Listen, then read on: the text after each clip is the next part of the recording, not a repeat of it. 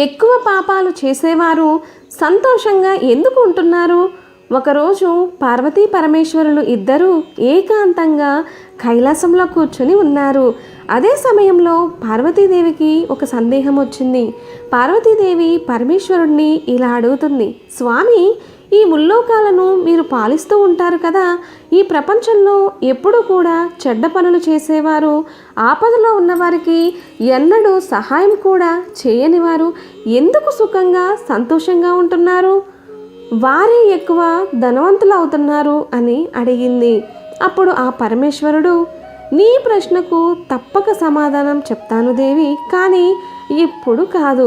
మనం ఇప్పుడు చక్కగా వస్త్రధారణ చేసి భూలోక సంచారం చేసి వద్దాం పదా అని అంటాడు.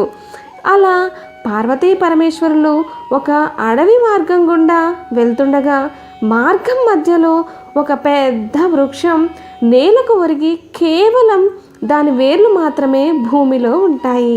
ఆ పరమేశ్వరుడు చూసుకోకుండా అలా నడుస్తూ ఉండగా శివునికి ఆ వృక్షం తగిలి ఆ స్వామివారు ముందుకు పడిపోతారు. కాలికి బాగా గాయమై రక్తస్రావం అవుతూ ఉంటుంది. అప్పుడు పార్వతీదేవి బాధపడుతూ కంగారు పడిపోతూ తన చీర కొంగును చింపి గాయానికి కట్టుకడుతుంది. కానీ ఆ పరమేశ్వరుడు మాత్రం ఆ వృక్షానికి నువ్వు ఇంకా విశాలంగా తయారవ్వమని, అడవిలోని అన్నింటికన్నా పెద్ద వృక్షంగా మారాలని వరం ఇచ్చారు. పార్వతీదేవికి ఏమీ అర్థం కాలేదు. అదేంటి స్వామి, ఈ వృక్షం వలన మీకు అంత పెద్ద గాయమయ్యింది, మీరు ఈ వృక్షానికి ఎందుకు సహాయం చేస్తున్నారు? పైగా అన్ని వృక్షాల కన్నా ఇంకా పెద్దగా అవ్వమని ఎందుకు చెప్తున్నారు? మీ లీల ఏమిటో నాకు అర్థం కావడం లేదు స్వామి. అప్పుడు ఆ ప్రశ్నకు నేను తప్పక సమాధానం చెబుతాను దేవి, కానీ ఇప్పుడు మాత్రం మనం తిరిగి కైలాసానికి వెళ్దాం పద అంటాడు ఆ పరమేశ్వరుడు పార్వతీదేవి ఇద్దరూ కైలాసానికి తిరిగి ప్రయాణమైన తర్వాత కూడా పార్వతీదేవికి మాత్రం భూలోకంలో జరిగిన దాని గురించి ఆలోచిస్తూ ఉంటుంది. స్వామి, ఎందుకు ఆ విరిగిన వృక్షానికి అడవిలోనే అన్నింటికన్నా పెద్ద వృక్షంగా ఎదగమని వరాన్ని ఇచ్చారు అని అదే ఆలోచిస్తూ ఉండబట్టలేక స్వామివారి వద్దకు వెళ్ళి మరలా అదే సందేహాన్ని అడుగుతుంది. ఈ ప్రపంచంలో పాపాత్ములు అయిన మనుషులు, దుష్ట స్వభావం కలిగిన మనుషులు వీరెందుకు ఎప్పుడూ సంతోషంగా ఉంటారు, సుఖవంతమైన జీవితాన్ని గడుపుతున్నారు అని పార్వతీదేవి మళ్ళీ స్వామిని ప్రశ్నిస్తుంది. మీ ప్రశ్నకు సమాధానం చెప్పడానికి ఇంకా కొంత సమయం పడుతుంది దేవి అని ఆ పరమేశ్వరుడు అంటాడు.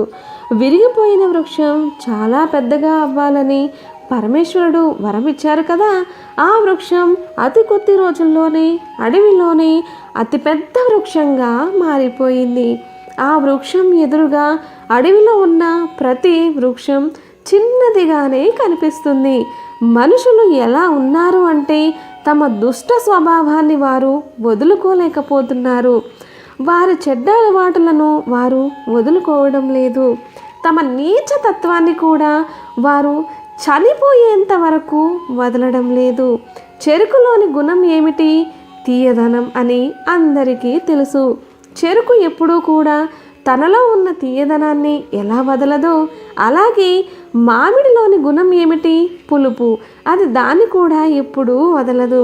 అలాగే చెడ్డ మనుషులు కూడా తమ అలవాట్లను వదలలేరు.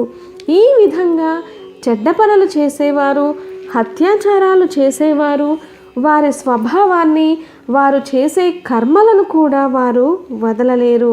అలాగే ఆ వృక్షం అంత విశాలంగా తయారైంది, అప్పుడు కూడా అది దాని స్వభావాన్ని వదలలేదు. ఏ రోజు పక్షులకు తను ఆశ్రయం ఇచ్చేది కాదు, గూడు కట్టుకొనిచ్చేది కాదు. పరమేశ్వరుడు ఈ ముల్లోకాలకు దేవుడు.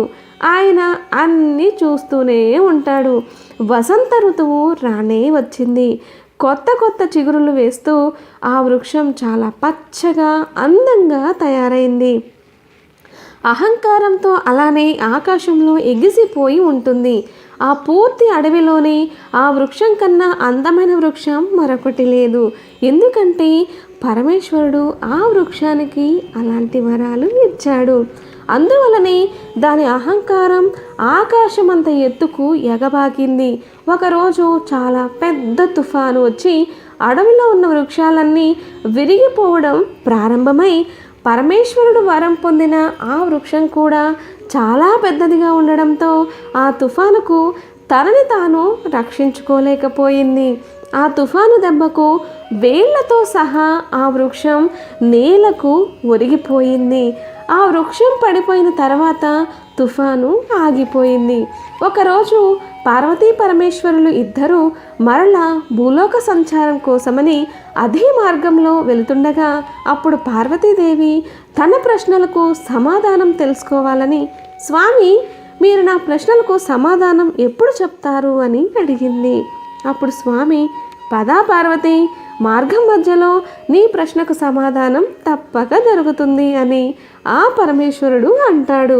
అలా వెళ్తుండగా వారికి మార్గం మధ్యలో ఆ విరిగిన పెద్ద వృక్షం కనిపిస్తుంది.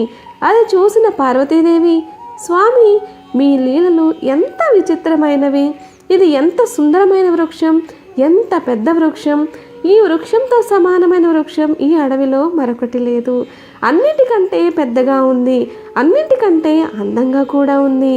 ఈ వృక్షం నిలబడి ఉన్నట్లయితే ఇది ఎంత అందంగా ఉంటుంది, ఈ వృక్షాన్ని చూడండి, వేలతో సహా మొత్తం నేలకు ఒరిగిపోయింది, దీనికి గల కారణం ఏమిటి స్వామి అని పార్వతీదేవి ఆ పరమేశ్వరుణ్ణి అడిగింది. అప్పుడు ఆ పరమేశ్వరుడు పార్వతీదేవితో చెబుతున్నారు, దేవి ఈ విరిగిపోయిన వృక్షం కొంతకాలం క్రితం మనం ఈ మార్గం గుండా వెళ్తున్నప్పుడు నా కాలికి తగిలింది, చాలా పెద్ద గాయం కూడా అయింది కదా, ఈ వృక్షమే ఇది. కానీ నేను ఆ సమయంలో ఈ వృక్షానికి ఏం వరం ఇచ్చానో నీకు గుర్తుందా? ఈ వృక్షానికి చాలా పెద్దగా ఎదగమని వరం ఇచ్చాను. అప్పుడు నేను వృక్షాన్ని తీసి పారేయాలి అంటే నేను చాలా కష్టపడాల్సి వచ్చేది, ఎందుకంటే ఆ విరిగిపోయిన వృక్షం చాలా అహంకారాన్ని కలిగి ఉంది. అందువల్లే ఈ వృక్షాన్ని నాశనం చేయడం నా ఆవశ్యకత. అందువల్లే వృక్షాన్ని పెద్దగా అవ్వమని వరమిచ్చాను.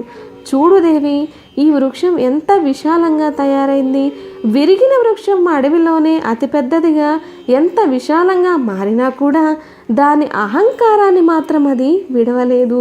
అన్ని వృక్షాల కంటే పెద్దదాన్ని అనే అహంకారం కలిగి పక్షులు తనపై గూడు కట్టుకునివ్వలేదు, బాటసారులకు యాత్రికులకు కూడా నీడనిచ్చేది కాదు, నీడ ఇవ్వకుండా ఆకులను ముడుచుకునేది.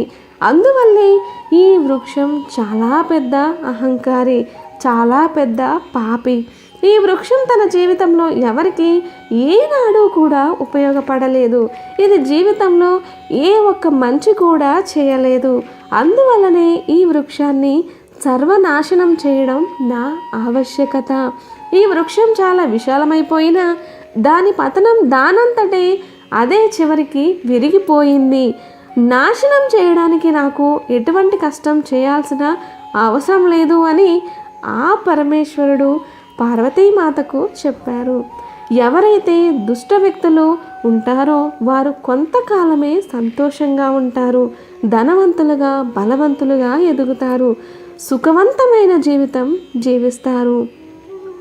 నేను వారికి ఒక సమయంలో తెలియజేస్తాను, ధర్మ మార్గంలో రావడానికి వారికి ఒక అవకాశం కూడా ఇస్తాను.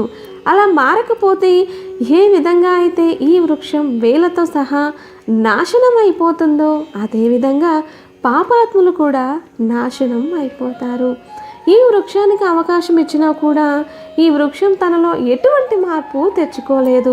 అదేవిధంగా మనుషులు తమలో మార్పు తెచ్చుకోకపోయినట్లయితే వారు కూడా ఈ వృక్షం మాదిరిగానే నాశనం అవుతారని పార్వతీదేవికి ఆ పరమేశ్వరుడు ఇచ్చిన సందేశం. అప్పుడు పార్వతీదేవి అంటుంది, స్వామి మీరు ఈ ముల్లోకాలకు నాథుడు, మీ లీల నాకు అసలు అర్థం కాలేదు. మీరు ఇచ్చిన వరంలో ఎంత అంతరార్థం ఉందో అప్పుడు నాకు తెలియలేదు. అదేవిధంగా పాపాత్ముల వినాశనం తమ చేతుల్లోనే ఉంది. రాముడు పేరు ప్రతి ఒక్కరూ విని ఉంటారు. రామాయణంలో రావణుడు 3 లోకాలు తన జ్ఞానంతో గెలిచాడు, కానీ తన మృత్యువుని తనే స్వయంగా కోరి తెచ్చుకున్నాడు. రావణుడు మరణించినప్పుడు ఏడవడానికి మండోదరి తప్ప ఎవరూ లేరు. ఈ ప్రపంచంలో మనుషులు అహంకారంతో మునిగిపోయి ఉన్నారు. అహంకారంతో ఎదుటివారి మనసులను నొప్పిస్తున్నారు, పాపాలు చేస్తున్నారు. పాపాలు చేస్తూనే ఏ మాత్రం కూడా భయపడడం లేదు. వారు కొంతకాలం మాత్రమే సుఖంగా సంతోషంగా ఉంటారు. ఈ మాట ఆ పరమేశ్వరుడు స్వయంగా పార్వతీదేవితో చెప్పారు. అటువంటి వారు కొంతకాలమే సుఖంగా ఉంటారు, పూర్తి జీవితం సంతోషంగా ఉండలేరు. అహంకారం విడవకపోతే వారికి వృక్షంలాగే అంతం తప్పదు. వేళ్లతో సహా సర్వనాశనం అయిపోతారు.